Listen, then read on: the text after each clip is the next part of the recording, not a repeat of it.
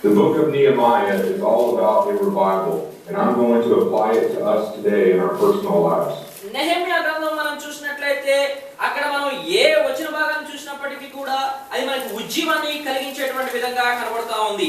ఈ రోజున మనం ఈ నెహెమ్యా గ్రంథంలో నుండి కొన్ని వాక్య భాగాలను గమనించుదాం. The first on how to revive or refresh would be to make sure we are called by God.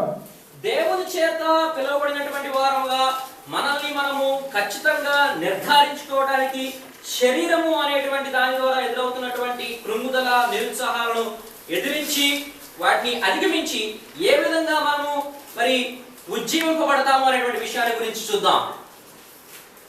Nehemiah 2:12 says, I didn't tell anyone what God has laid on my heart to do for Jerusalem.